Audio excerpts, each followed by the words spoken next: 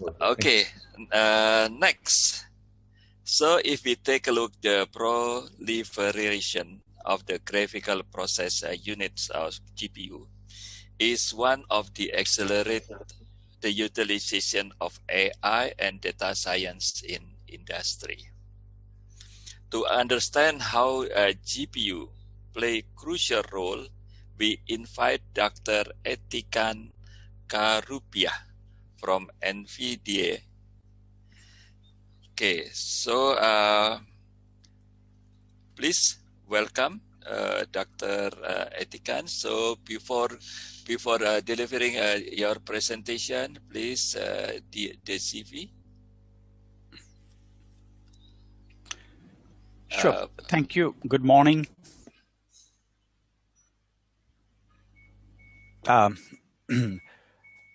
Prof. Echo, can you hear me well? Yes, it is. That's good. Okay, sure.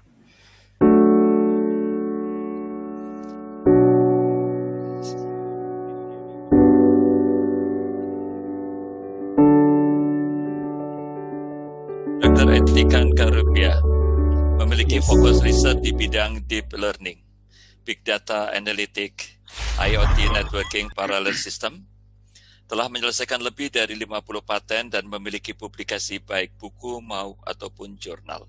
Merupakan senior member dari IEEE, memiliki pengalaman industri di berbagai perusahaan sebagai R&D, baik di Intel, Panasonic, dan kini di NVIDIA Singapura sebagai Director Developers Ecosystem of Southeast Asia region.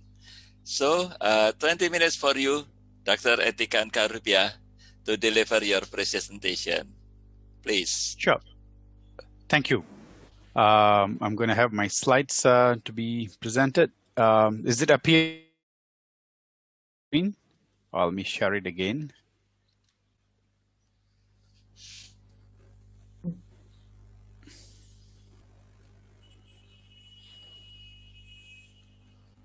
Okay. So I assume the slides is clear, can be seen by everybody. Yes. Okay. So please. Okay, great. 20 minutes from now. Yeah, thank you very much for having me in this this session. Todd has presented very well about what OmniSci is working on in terms of data analytics. I'm going to continue and share with you how NVIDIA understands, perceives, and also works very hard at this particular time frame, which is during pandemic, which is hard for everybody. So my presentation is going to be on what exactly big data during this pandemic, how AI actually helps us to analyze, to understand this large data set. And, probably we are trying to solve some problems to help the humanity to overcome this pandemic. So just looking at Eroom's law is actually one of the law in terms of drug discovery. What he has seen is actually over a period of last 50, 60 years, the discovery of drugs actually gets much more difficult because of course, regulations, and also in terms of financial requirement. So in order to have a drug from the early stage all the way to ready to be made available, for example, in this case, vaccine, the cost and time taken is taking such a longer time. On the other hand, when you look at the on the right hand side of the graph, the data growth is exponential. If you can see on the right hand side, I've noted that you have small size of data and also the big data, right? So small size data is the data that they are looking at is actually genomics, which is very, very small, but accumulated this genomic data set becomes so huge, it actually doubles. Moore's law says doubles every 18 months, but what we see from actual collection of data sets of the genomes, for example, by the company called Illumina, where they actually have the imaging capability to extract the genomic data set, is actually much more than that. And looking at, if we project the historical data growth rate, if you put it in, it goes into zettabytes, not even exabytes, zettabytes. So this is actually big data that we need to analyze and understand to solve our today's problem, which is to try to help the practitioners in terms of drug discovery to get the right vaccine. Now, the challenge for NVIDIA is how do we help them so that they can help all of us together, right? So how can we accelerate the big data, which is in zettabytes, which is being accumulated. Now, in order to understand the very small genome data set, so you have a big collection of genomes that we need to really understand so that we can solve our today's problem.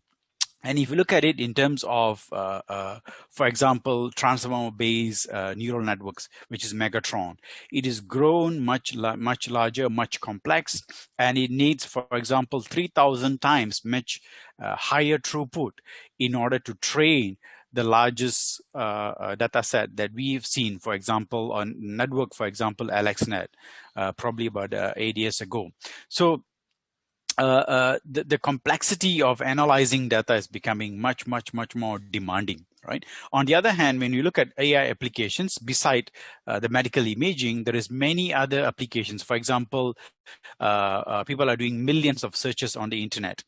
There are tens of billions of what we call recommendation required. For example, in the case in Indonesia, it could be Tokopedia, it could be any other internet-based companies. When you have 280 million populations in Indonesia trying to look through, you need the results to be in milliseconds. That's another challenge. Now, in terms of medical scans, in terms of MRI imaging or CT scan imaging, there's so much of data being gathered in the image perspective. The photos which is being collected, for example, TikTok as one company which collects large amount of photos. People are browsing through photos or images in fraction of seconds. It's in so how do we bring this all large data set that comes in, whether the form of text, whether the form of genome, whether it's a form of audio, whether it's a form of video, to be analyzed in fraction of milliseconds, like what Todd shared earlier, and present it to the end user so that it makes some kind of meaning for them to solve a problem. This is a challenge that NVIDIA is tasked to address.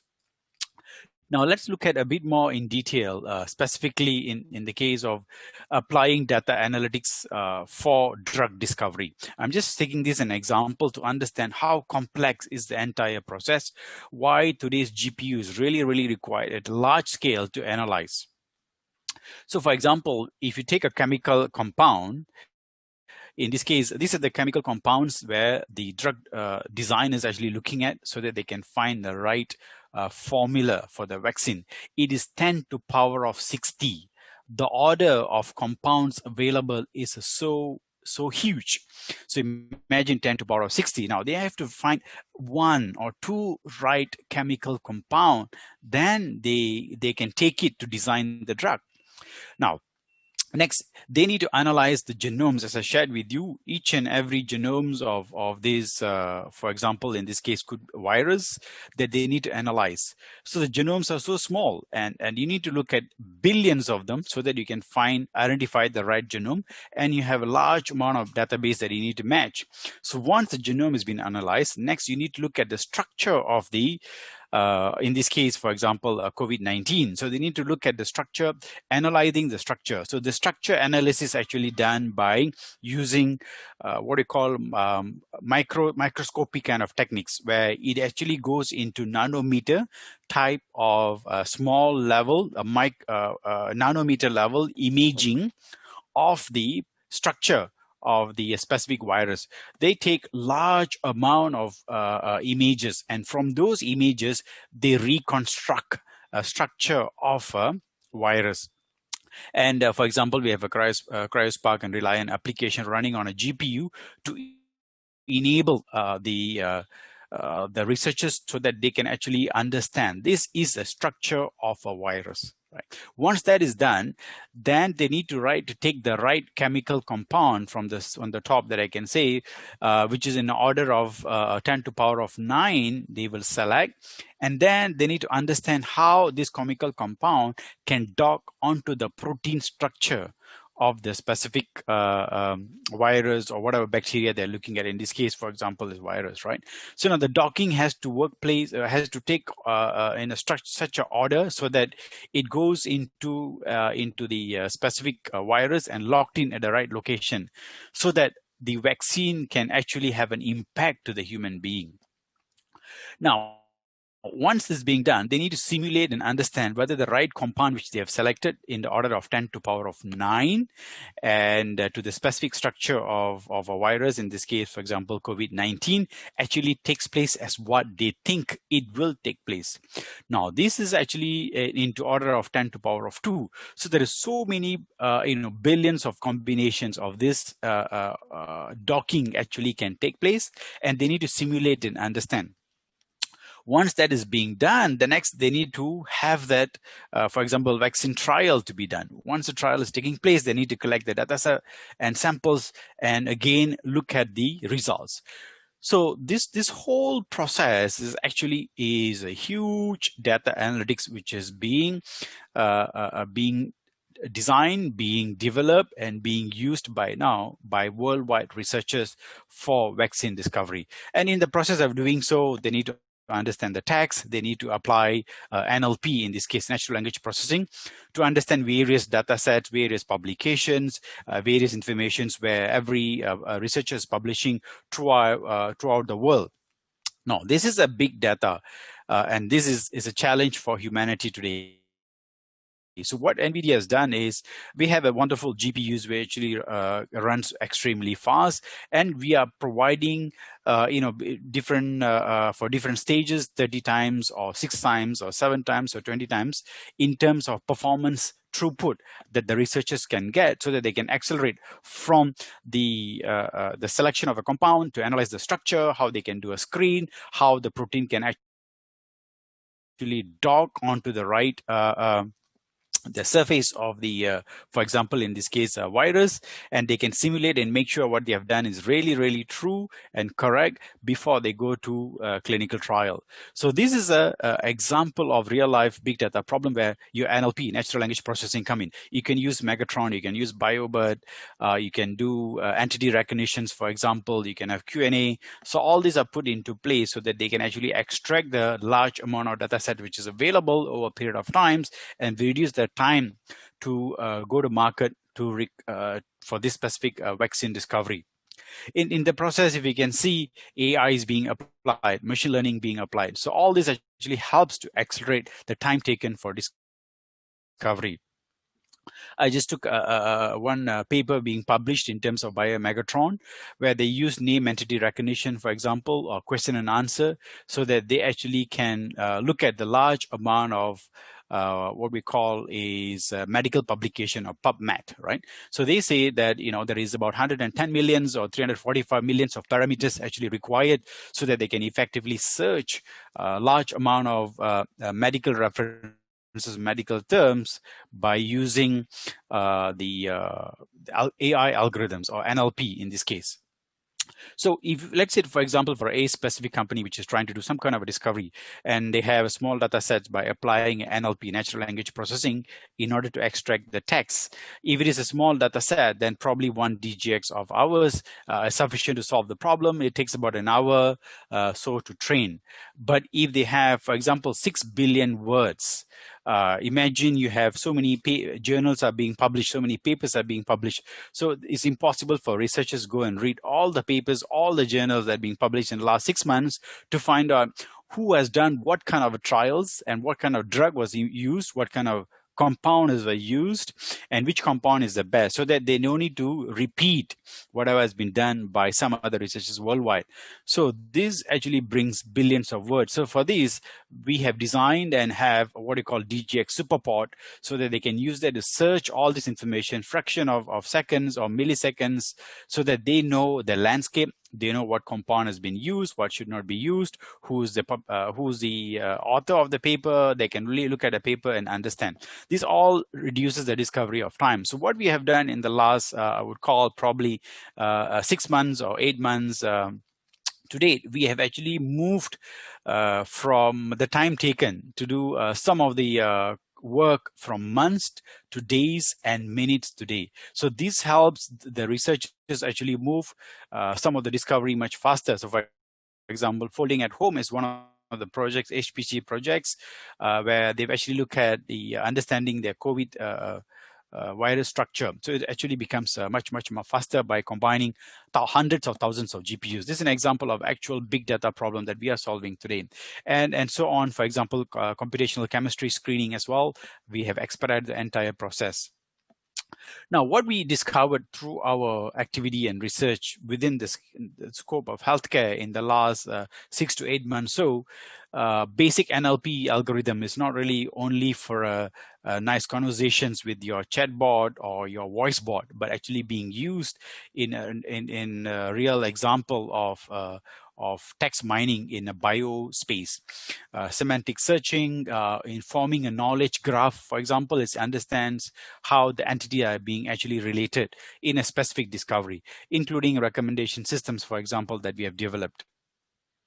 Now, the work has not completed. It's still ongoing work that they are working on. So, for example, in this case, I can share with you in the previous slide is, for example, for auto docking. So we're still improving performance, and this is comparison between our A100, which is our one of the latest GPU that we have, which is Ampere 100 architecture.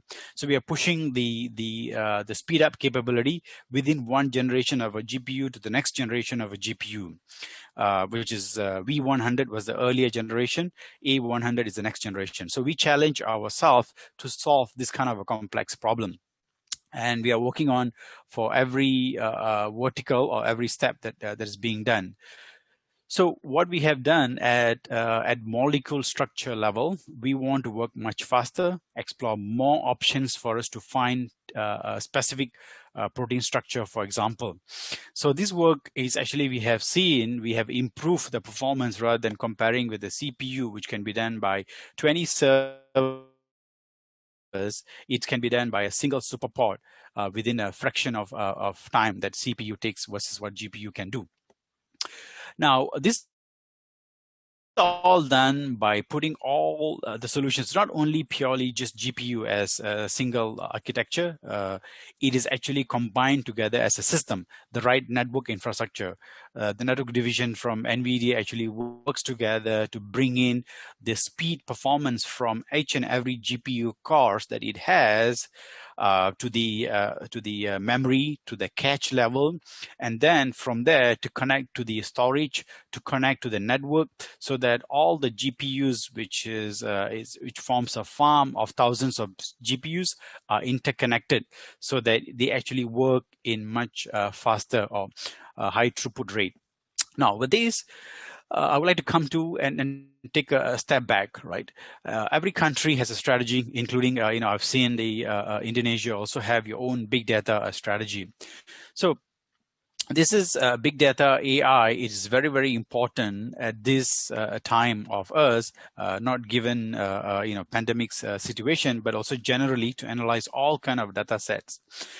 So what do we do in NVIDIA, right? So it's like, rather than only providing a solution and sharing with the rest of the world, rest of the developers, rest of the ISVs, for example, OmniSci is one of our close partner. They're using our GPUs to accelerate all kind of data analytics, as what Todd shared earlier. But what we do at ourselves as well. So we use our own GPUs. We build our own systems, like a supercomputer I'll share with you, which is called Selene. And we actually test our own frameworks, our own algorithms, own data sets that we have gathered from various sources. So for example, for data analytics, we have Spark 3.0, which was released, and this actually runs together with Apache. We also have a framework called Rapids, and all this actually available through OmniSci as well. And he has multiple libraries, for example, cuDF, cuML, cuGraph. All these are building block libraries that we develop into a framework. And this framework in terms becomes an application that you can use it for your own use cases and scenarios. We continually push the limits in terms of AI, whether it is in terms of fundamental network or library design, or to the framework acceleration, for example, TensorFlow, PyTorch, and so on. We actually provide a pre-trained model as well. And on another important areas in terms of simulations, where we have fundamental technology to improve and improvise the entire performance of simulations capability. So Selene is one of the supercomputers that we have designed, we put together. It's called a super pod, which is number 7 in the top 500 list. I think now it has been number 5, I believe. We have increased our compute capability. And we also top in a green 500 list. So this is where we can bring the exaflops AI compute capability in-house in NVIDIA, and then we use it for our own R&D work or for our own development work as well. So why is this important? Because we want to solve the largest problems that we have, large data set problem that we have, not only from medical space, as I said, it could become from various sectors as well. So we have, hundreds, if not thousands of data scientists within NVIDIA who actually working and using some of the software stacks that we have developed. So for example, in the case of Apache, it's open source, and today you can see the need of computation of analyzing data set. It actually goes in terms of milliseconds, of billions of rows. So we want to address this specific challenge, and we have accelerated Apache, and it runs on a GPU today. So this is a comparison between what is Apache version 2.0 and version 3.0, where the entire stack runs on top of GPUs. For example, you have Databricks or Google Cloud Dataproc actually runs on a GPU today. This is just an example of how the acceleration of software takes place. Beside that, the big data analytics as you get into what we call as a conversational AI, where you have ASR component, which is speech component, the NLP component, natural language processing component, and finally text to speech actually takes place. We have many companies that we are working together to accelerate that. We have actually designed and made available 2 framework, what is called NEMO and also Jarvis, for you to train your own model, to develop your own applications, and then deploy. So, I've been to Indonesia a couple of times before this, and I love the Indonesian food as well. I was told Indonesia has maybe 700 type of different languages being spoken. Imagine you need to have NLP or end-to-end conversational AI to understand 700 different type of languages so that you can do real-time translation or even transcriptions, for example, and user expects less than 150 milliseconds to do meaningful conversations. For that, you need to have high compute capability. Now, we also have built and developed a recommender systems where this is being used in order to do, for example, to do a CTR, click-through rates. If you have a mobile phone, you want to buy something on online store, for example, it could be Tokopedia or Gojek, whatever application that you're using, you are clicking through. So your click-through actually, it takes less than a second to click through, right? But as the click-through taking place, the recommender has to come in and say, oh, you're clicking through looking at a specific baju, for example. Now, I want to make sure the next latest trend of baju comes as you click through. So how do you push the recommendation engine to be personalized to your specific needs so that you have a high matching of your needs? So that's where recommendation type of algorithm comes in as well. There is many other framework that we have developed. For example, NVIDIA Merlin is a framework to do that. And continuously, we also transforming the HPC space where we are providing SDKs for people to develop their own application on HPC. And we are simplifying in terms of language being used. So rather than using typical C, C++ languages, you can have a simplified CUDA-based instruction sets, which you can use it for your HPC type of programming. Now, the other very important architecture is about what I call as containerization of all applications. So all these containers are actually made available through our NGC, so that you can go and pull your favorite containers that you would like to work, whether it's an AI type of work, whether it's a machine learning type of work, or any type of application that you want to work on, you can go to NGC to get it. So beside having the hardware, which is given, we accelerate. Today we have, it can run on whether it is x86, whether it's ARM or Power. You want to bring it up to run on a GPU accelerated component. So all these applications are now being accelerated, and you're able to get it and to work on. This is an example of containers which is available for you to take it and use it. So all this, as I shared with you the last 15 to 20 minutes so, is actually powered by the GPUs, which is hardware. You don't want to know any details about this because you want to get the speed and performance to solve your human problem. So the core, where we have thousands of R&D researchers in NVIDIA, they're actually focusing on all the nanometer level of how do we design the right architecture. So the greatest and the best architecture is A100, which is designed for traditional HPC, designed for data analytics, designed for AI, designed for video, text, and string has been done. And that's where the groundbreaking work has been done in terms of performance that you can get running different type of algorithm. I'm just going to briefly run through the performance benchmark that we have published against our previous architecture. So that means using V100 versus using A100, you will get a 3 times better performance to do your task. Forget about comparing with other architecture, for example, CPU, which is probably about 500 times much slower than what you can get using GPUs. So we are keeping pushing the boundaries to have better performance for any type of application they are working on, whether it is in the space of drug discovery, whether it's in the space of engineering, geoscience, and physics. We keep pushing the limits for better performance. And end of the day, what do we want to make sure that the GPUs saves your time, saves cost, saves power as you get that deployed in your organization, in your environment, so that it helps your day-to-day work. With that, I think I just kept within the time given. I hope so. Thank you. Thank you very much, Dr. Ettikan Karuppiah, for your presentations. As a token of our appreciation to your participation, please allow us to show our appreciation.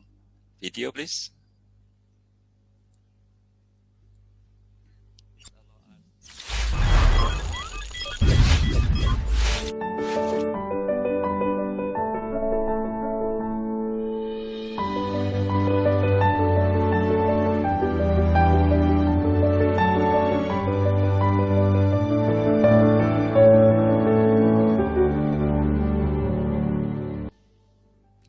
Once again, thank you very much, Dr. Ettikan Karuppiah. So, and we also expecting for you to join the panel discussion soon around 12 o'clock. So,